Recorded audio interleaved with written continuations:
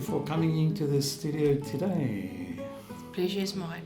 We're going to talk about the topic beware of stress. We need to be aware of stress. Ding, ding.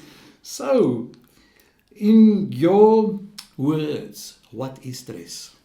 Stress, I think we need to distinguish between being nervous, being worried, and being stressed. Yes.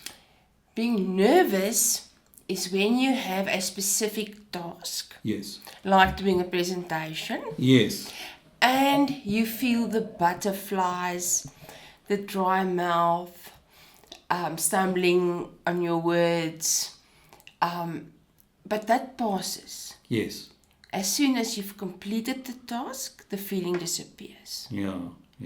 Being worried is the feeling you get when your child runs a fever or your partner is later than what you expected, and you feel the urge to do something. Give medicine, make a phone call, whatever. The feeling disappears as soon as the situation is resolved. Stress, on the other hand, is a prolonged feeling of emotional tension. Okay.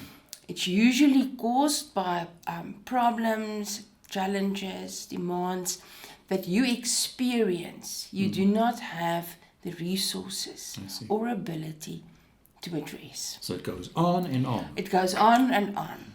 Okay. Now, we get different types of stress. Yes.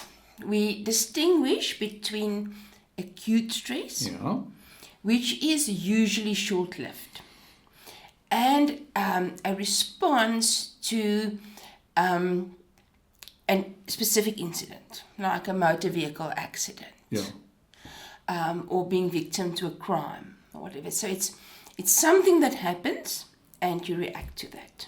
Very intense at that moment. Very intense at that moment. Yes. Chronic stress is prolonged. So it is stress that builds up over a long time, usually due to circumstances which you experience as threatening to your well-being, but they do not disappear. Okay, so they continue. Yes. All right? Yes. And that would be something like living with domestic violence. Yes. Or having an especially taxing job. That could cause that chronic stress. Yes. And then we have something which is called episodic acute stress. Yeah. And that creates an environment of stress with acute episodes. Something like recurring illness will cause that. Okay. Even living, in conflict and war. Yes. Will cause that episodic stress. So phases of intense stress, but recurring. Okay. So it comes and it goes. Yes. Okay. Then I was just thinking now, is stress really bad? Not always. Okay. Obviously sometimes it is, but you do get positive stress. For example, if you've trained very hard for a marathon, and now you're, standing there and waiting, for the shot to be shot so that you can start running. That is a positive stress. It enhances your performance. It's like anticipation. Yes, anticipation. Okay. You yes. anticipate something and that butterfly in the stomach feeling. Yes. Okay. So that's good. That's a good one. Okay. Yeah. Yes. If I can maybe use an example. Yeah. The former Protea cricket player Sean Pollock once said that with experience the butterflies do not disappear. They just start flying in formation.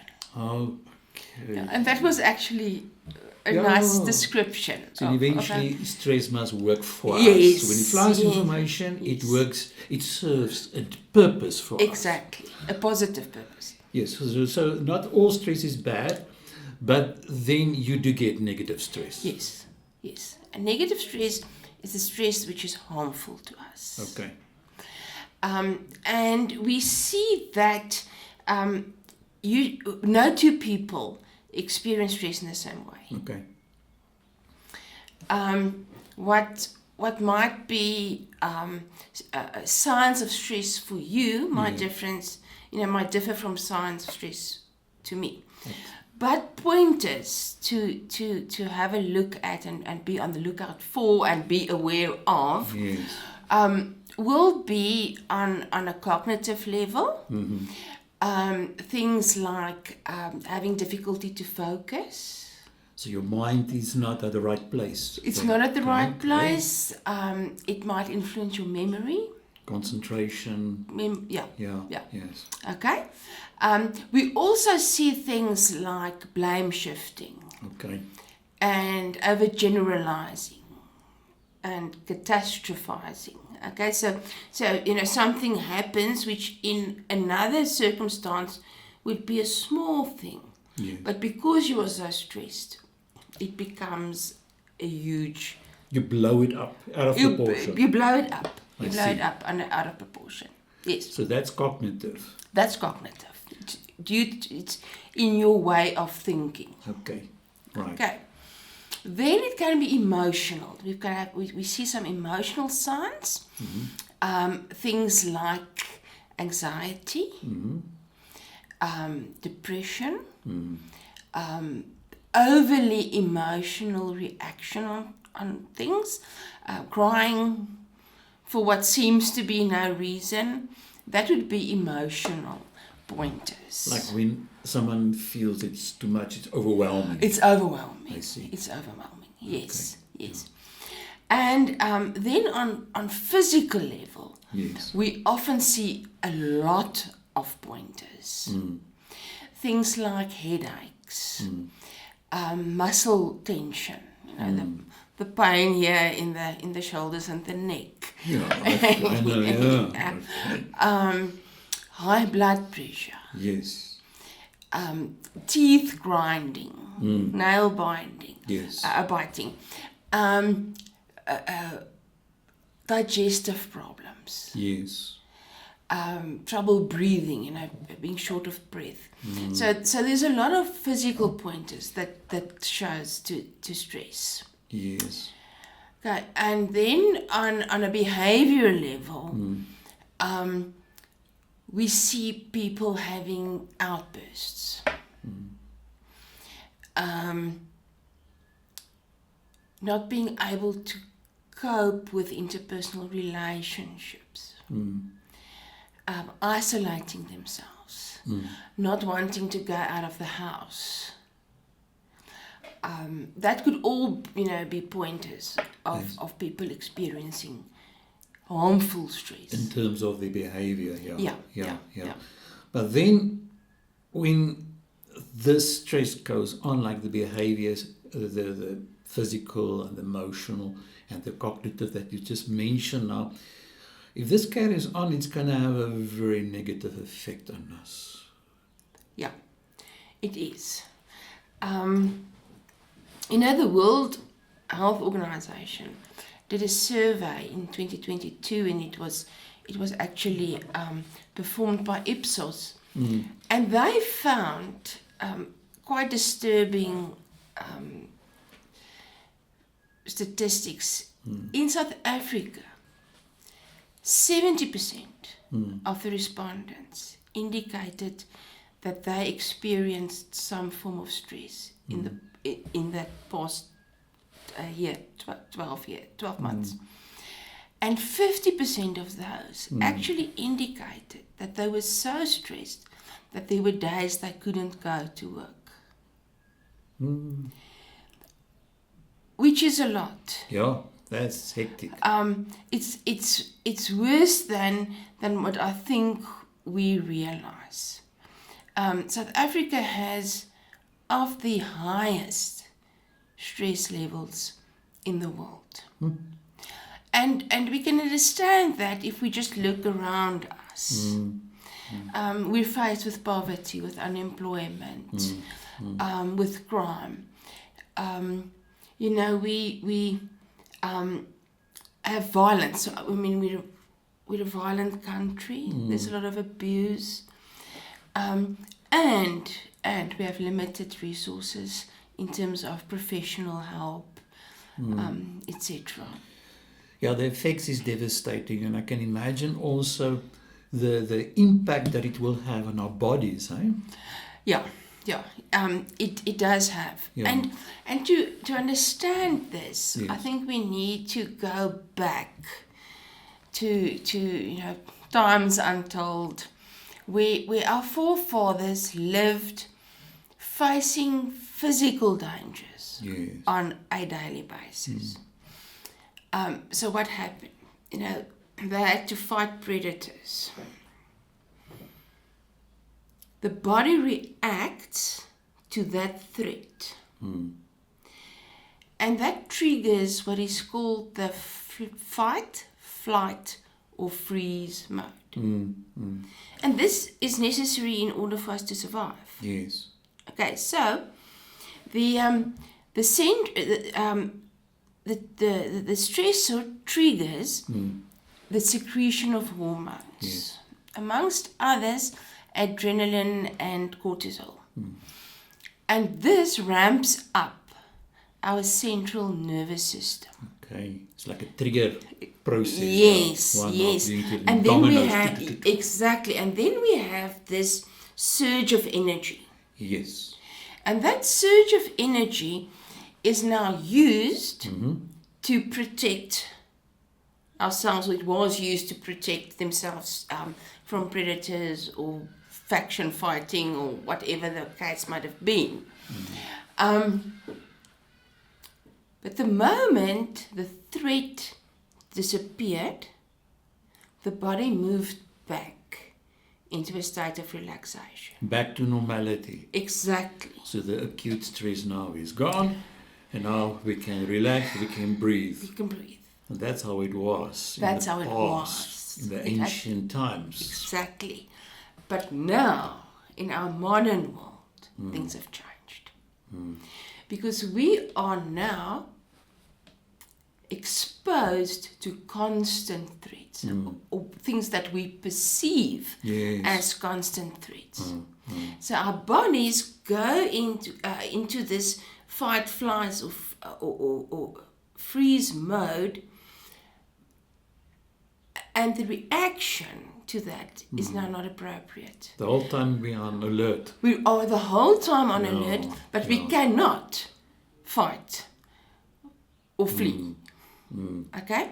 So those systems in our body, Yes. which is supposed to be activated to go back to normal, Yeah. to the state of relaxation, is never activated. So we stay in that, as you said, alert mode the whole time, Yeah. Yes. which has a detrimental influence On our health. on our health. Elaborate more on that. What happens with our health? Well, firstly, we develop unhealthy habits. Oh, yes. Okay? Yeah. So we start overeating. We start smoking. Yes. We start abusing alcohol. Yeah. And all of those, on its own, Yes.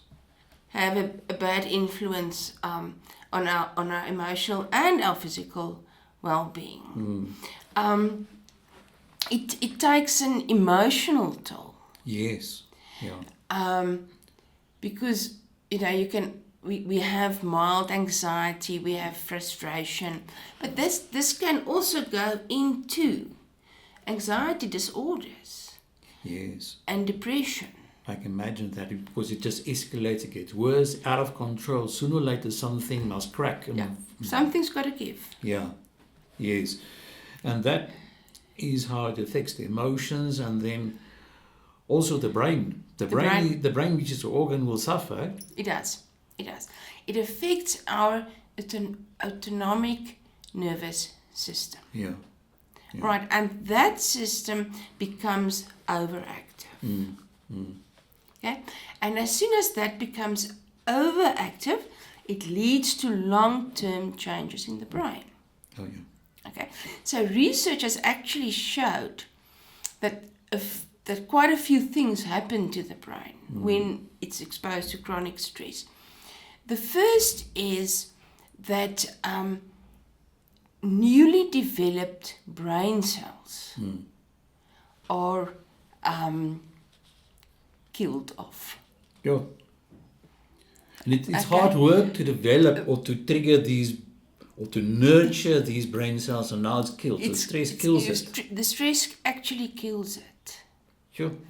Okay, it causes damage to the structure of the brain. It actually changes the structure of the brain. It causes the brain to shrink. Yeah. And specifically the areas which are associated with things like memory. So you would see that in an otherwise healthy person, they start to have problems with memory, with concentration, etc. We referred to that earlier. And it is due to this shrinkage of the brain. Sure. And another thing that happens is the brain secretes a hormone called glutamate. Yes. Tell me more about it. Okay. The overexcretion of glutamate has been associated with the development of serious illnesses such as Parkinson's disease, Alzheimer's disease, Huntington's disease. And those are all diseases which we actually see more and more of. And this could have been postponed or even avoided had that individual been aware of how to manage the stress. Absolutely. This is actually sad, when certain forms of illnesses could have been prevented. Exactly. If they knew how to handle the stress. How to handle the stress. And in a later episode, Yes. we are going to look specifically at how to manage stress. Yes. The skills needed. Okay. One of the other things that is a absolute telltale sign of stress is a change in sleep pattern. Stress is a significant predictor of the quality of sleep. Understand. So the more stressed you become, the worse your sleep pattern is going to be. The less you sleep, the more stressed you're going to be. And this actually causes a vicious circle. I can imagine, thank you. Because, sleep also causes us, or insomnia, actually also has been shown to trigger overeating and more smoking. So, this is just going downwards the whole time. Escalating more and more. So this vicious cycle will then obviously have a massive impact on one's behavior, the way we act towards other people and general conduct. Exactly. Often, I think the first way that you see that somebody is stressed is in their interaction with the people closest to them. Yes. We as humans, we tend to hurt the people we love most. I read somewhere somebody said that he kind of vents to his wife because she can't fire him. So that those relationships are hurt. Yes. By being too stressed. We also find that people tend to be less productive and efficient at work because you feel overwhelmed. You cannot focus. You do not remember to do stuff. So things actually falls through. Yeah. Yeah. And people who are very stressed, some people who are very stressed, tend to isolate themselves. Yes. And that is detrimental to both mental and physical health. Yeah. Yes. Because it influences your social interaction with people, and it influences often, how much physical exercise you get, because you stay at home, sit in front of the TV, not engaging in positive activities. Becoming very passive there, and Yes, I can imagine. yes. And also things like angry outburst, and emotional regulation problems can also create. It's part of. Yeah. Yeah, it's all part of. Yes, yes. Sure. So our behavior is affected in a massive way. Anything else that you want to add on behavior changes that happens when a person is stressed? Yes, what small things that we often miss can be things like nail biting, fidgeting, the pen thing, clicking your pen, grinding your teeth. Yeah. So people with high stress levels often wake up in the morning with a headache that comes from grinding the teeth. The maxillary joint goes into a spasm due to the grinding of the teeth, causes headaches, and also it actually hurts to eat then. Yeah. So those are all things that we see in people who are very stressed. Yeah. And maybe something that I can just add is that when we experience daily low-level stress, it is just as unhealthy. Like being demotivated, no energy. Exactly. And just small things that kind of add up. Okay. For example, sitting in the traffic every day. Yeah. Okay, so now your commuting to work maybe takes you an hour or an hour and a half. The same happens, going home. So now we've got 2 or 3 hours of the day eliminated. You know what you still have to do. Yes. At the office, you know what you have to do at home. Now you're sitting there and you're working yourself up, and the traffic is not going anywhere. So that's not a major life event. Yes. But it's that niggling, continuous thing that causes us to stress. Okay, and then I think the big thing that we need to know is that there's serious medical conditions which are associated with stress, of which cancer is a big thing. And we also see the statistics on cancer escalating. We see cancer in younger and younger people. So I really think that is something we need to take note of. Yes. Heart disease. Yeah. Heart attacks still kill more people than all the cancers combined. And we tend to not remember that. Type 2 diabetes. Yes. Triggered by stress.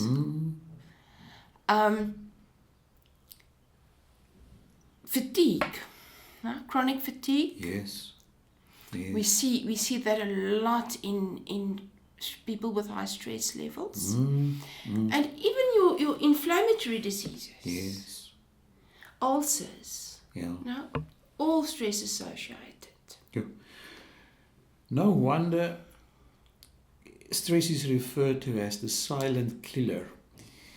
And that's why we have these episodes to make our viewers and listeners aware of stress and how it impacts them. And I'm looking forward to our next episode where we're going to talk about the skills that we need, the strategies that we need, how to deal with this. Because if we can handle stress better, we can have a better life. Absolutely. We can live better. We can live better. And we can make the best of life and even extend our lifespan. Absolutely. Because stress is a reality. Yes. It's not going to go anywhere, Yes. but we need to be aware of what it does to our bodies and what triggers it. Yes. Absolutely. And I'm so glad that you came in today to the studio to share with us about this very important aspect. I'm looking forward to our next episode. Thanks for coming in. Thank you, Chad. Pleasure.